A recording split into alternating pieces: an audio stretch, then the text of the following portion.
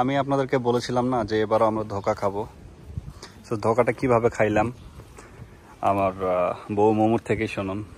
দেখেন, স্টেশন থেকে প্রায় 9 মিনিটের মতো হাঁটলাম আমরা।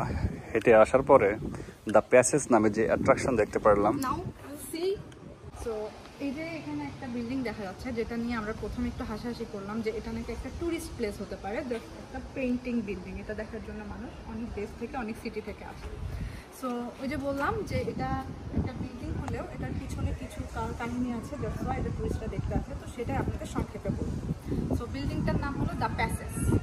দ্য প্যাসেজ এটা তৈরি হয়েছিল 1589 সালে জুতা তৈরির কারখানা এবং তাদের বাসস্থান হিসাবে এটা 1915 সাল পর্যন্ত ব্যবহৃত হয়েছে।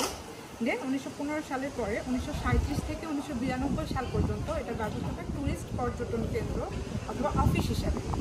দেন তারপর থেকে এটা ট্যুরিস্ট প্লেস হিসেবে ব্যবহৃত হয়। সো এটা আসলে বানানো হয়েছিল জার্মানি মডেলের উপর ভিত্তি করে, ইয়াত হাউস শিপ অ্যান্ড ট্র্যাডিশনাল সাজসজ্জার উপর। মানে এটা একটা জার্মানি স্থাপত্যের উপর ভিত্তি করে তাদের নকশাতে এটা বানানো হয়েছে। সো এটার পিছন সাইডে আছে হলো একটা কোল্ডিংয়ের জন্য একটি কোল্ডিংয়ের যুদ্ধ হয়েছিল কোনো সময়, সেই যুদ্ধের একটা কামানের গুলি কিন্তু এই বিল্ডিংয়ের পিছনে একটা বাগান আছে সেদিকে করে রাখা হচ্ছে। সো আপনাদের সেই জায়গাটা দেখায়। তো আমরা এখন বিল্ডিংয়ের পিছনের দিকটায় যাচ্ছি। এটা হলো একটা গলির মতো।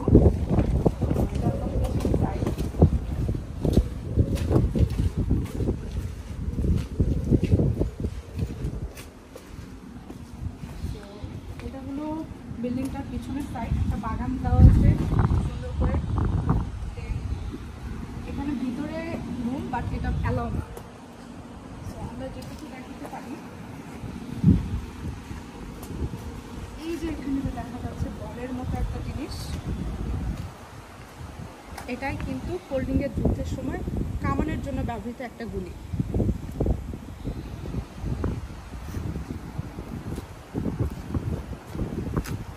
সো এই তো এটা হলো ওই বিল্ডিংয়ের পিছনের একটা সংক্ষিপ্ত কাহিনী। দ্যাটস ওয়াই এটা টুরিস্ট অ্যাট্রাকশন হিসেবে এখন গুগলে সার্চ দিলে আপনারা পেয়ে যাবেন কোল্ডিং।